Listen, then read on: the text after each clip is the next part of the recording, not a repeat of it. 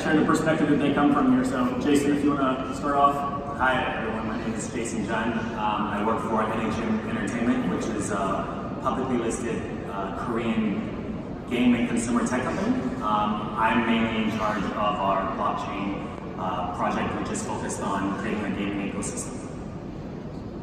Hello. Hi everyone, my name is Liao, co-founder of Ultrain. So I have my senior partners also here at the event. We are a next generation decentralized public chain infrastructure. So we basically innovate from the consensus, smart contract layer, and all the way to the middle layers. And we want to really bring a great product to serve for adoption. So.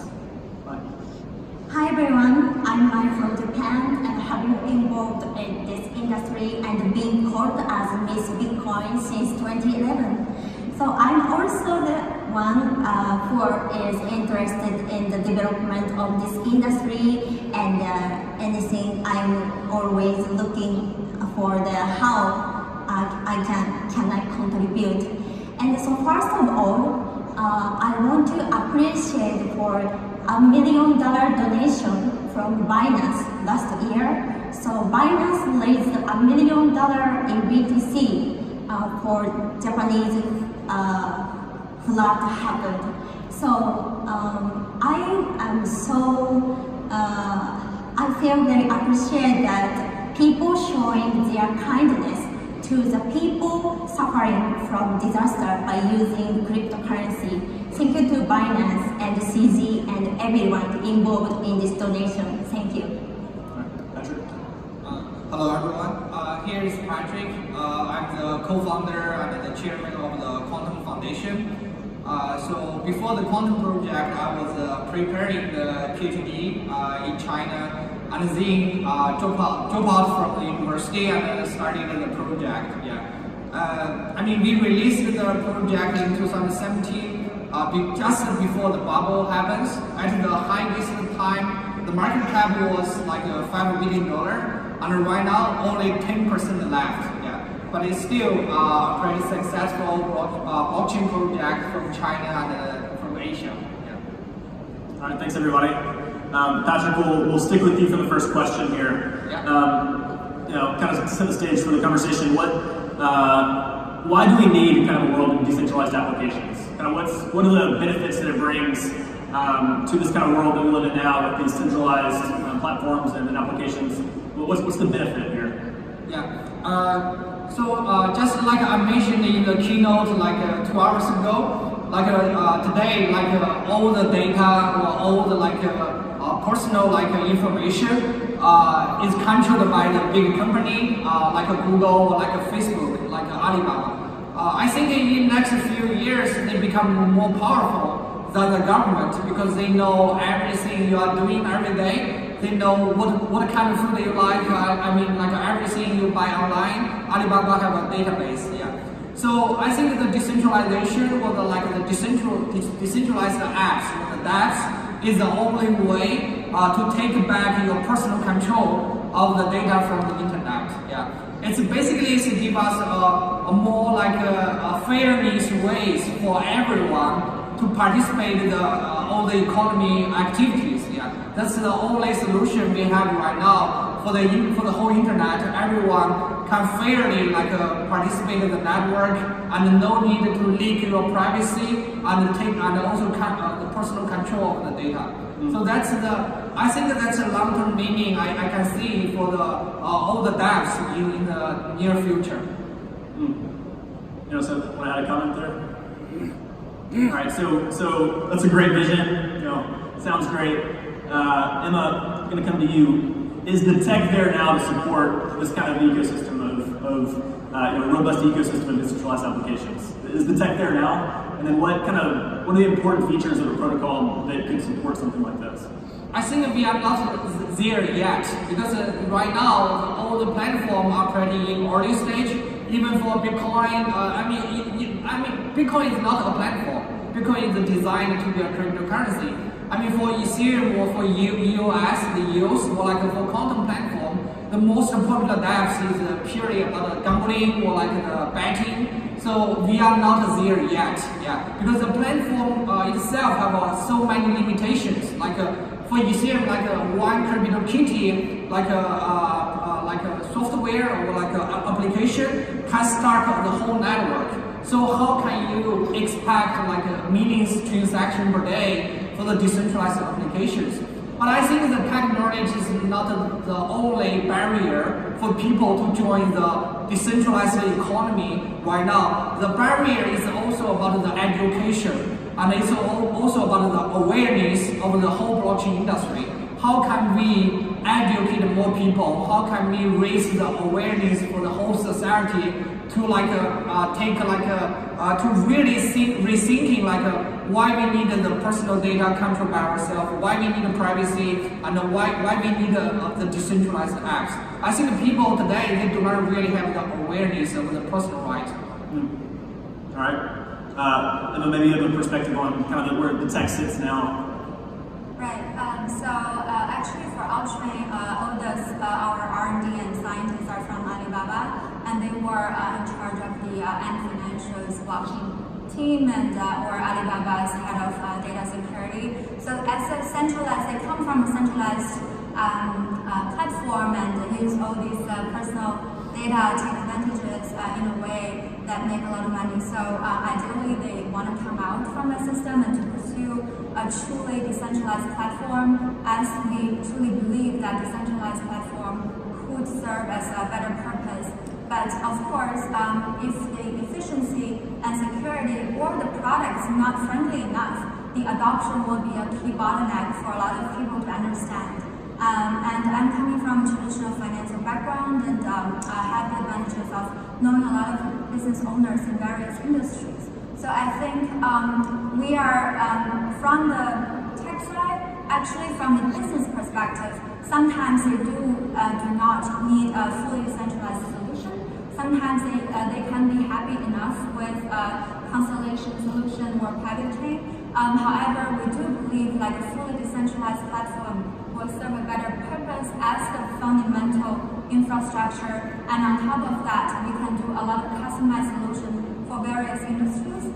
I think today, the most important thing is to have more people, more different industries know what exactly is blockchain, what we can do for them, and can we make money or make their business more efficient. If they know that, they will have a better understanding and more open-minded and to embrace blockchain technology, and that's what we're trying to do. Thanks. And Maya, I'll come to you for this one. If let's say the tech is there, in a world where the tech is there, what are kind of the main drivers of demand that are going to make that kind of world that are going to drive demand for these decentralized applications? What do you see as the main demand drivers? So I think still this industry lacks a viewpoint of the users. For example, when holding a cryptocurrency, people with high IT literacy claims everything is self-responsibility. You have to manage your assets, and without knowing how, you are not qualified to have cryptocurrency. But we following their opinion, cryptocurrency will never be used by mass. I agree with the idea that holding your private key by yourselves is an important part of the concept of decentralization. But at the same time, we have to stand from the point of regular person. So for example, I think custody service should be more popular. I think it is great that we have more products like Casa coming to the market. It is great to see the other day Vitalik tweeting about the HTC blockchain phone, which has a similar solution to handle private key security in a very user-friendly and simple way. Thanks. And then kind of continue on demand, just to kind of a good perspective on kind of gaming's role in all of this. What are your thoughts there on use cases, adoption there? So there's been a lot of conversation now in this panel, and the previous one I saw clips of it. People are talking about centralization, decentralization. My philosophy has always been we're all using blockchain for several different purposes, and I think it should be very purpose-driven. what needs to be centralized, what needs to be decentralized, and more importantly, at what level of decentralization, for what purpose, and who are you serving? So we're talking about gaming, and I've been in the gaming industry my entire career for 13 years, and I know how to serve my target audience, and that's specifically gamers. Gamers generally don't care about decentralized games. We just don't care, right? They just want to be entertained and they want to have fun. And if you look at the current state of dApps in general for multiple blockchains, they're all like gambling, like very kind of casual games. I think there's a reason for that, right? They're targeting just the crypto community, so the user experience is easy because people already have tokens and they're just trying to find ways to use it to have some utility by gambling or sinking these tokens. We're not really focused on that. We believe the opportunity for mainstream adoption is bringing traditional games and the current gamers, because gaming is pretty ubiquitous. Everyone here has played, I'm sure at least a game or two on their mobile phone. We believe in providing services to enhance the gaming experience. To give an example, one of the things that we're working on is we're building a competition platform where we provide an SDK, so any game company can integrate our SDK and enable competition wagering based on their skill in a game. So it could be a match 3 game, it can be a shoot 'em up, but we're enabling wagering and betting and entering tournaments with crypto. And that makes a lot of sense because gamers understand virtual currencies, and crypto allows liquidity, whereas real money provides a lot of friction and it's highly regulated. It's also very scary to get involved because real money versus virtual currency has a lot more convincing or friction for a new user to onboard someone into tournaments using real money versus a virtual currency. Thanks. Patrick, anything to add on kind of what's driving adoption here? We kind of hit on a little bit earlier about education. Any other thoughts after these comments? Yes. Yeah. Driving adoption for dApp usage? Yeah. I think it's because today, right now, the whole area is in super early stage. If we really want to find some factor that can drive a huge adoption, I think maybe one area, the Qtum we are trying to promote. There's a few things we were trying to promote for all the dApp adoption. The one thing is about the online gaming, because that's still one of the things can access millions of users on the internet. Yeah, and the people they have the tradition they wanted to pay for the games. Yeah. So that's maybe one area the whole industry can working on together, to adopt all the gaming industry into the dApp area. The second thing I was thinking earlier is about all the online contents, include all the music, all the video, even all the books, all the articles, all the online contents can be monetized. You can rebuild all the distribution model through the decentralized apps. For example, the Qtum or Apple Store. That's the biggest software distribution channels today, Apple Store, Google Play. It's kind of a centralized distribute. All the developer, you need to pay 30% for Apple Store. If you be listed there and the customer brought from Apple Store, you need to pay 30%. And for the gaming industry, from what I know, the biggest game company in China is NetEase and Tencent. Sometimes the developer only get 10% of the revenue. All the 90% of the revenue go to Tencent and go to all the distribution channels. So it's kind of even the developer working super hard, they only get 10%. But we can create or enable a new way through the smart contracts, through the decentralized apps. We build a totally new infrastructure for people to distribute it all their creative works. For the artist, for the movie director, you no need to distribute it from YouTube or from Netflix. You can distribute it through some more decentralized channels, can approach everyone and get the income directly from the clients. Yeah, so that's the second area I think have a very, very big potential to rebuild all the distribution channels for all kinds of the so online creative works like video, books, everything online. So that's the two areas I think can help all the dApps and all the whole industry have a bigger adoption in the next few years, the gaming and the online contents. Yeah. You definitely kind of hit on some things that should be incentives for us to disrupt the kind of current system, but also some things that incentives for the current players to keep this situation the way it is so they can continue to rent seat in some of these areas. Emma, you kind of come from a background of traditional M&A investment banking and have lived in this kind of traditional world. You also have co-founders working with you who are from Alibaba and who live in the centralized world. Can you kind of speak to how that world views this and kind of how we can accelerate different thinking? Right. So again, I think every business, although that as a public chain blockchain, we serve a different purpose. We want to make a trustless, transparent system, bring more fairness to all the users and stakeholders in the entire business logic. But I think at the end of the day, this year, we believe is about adoption. And this year, I think because of the current situation in the market, more people will realize that we believe that every business has to follow the principle of business itself. Everyone has to bring certain value and they have to make real value bring to the system.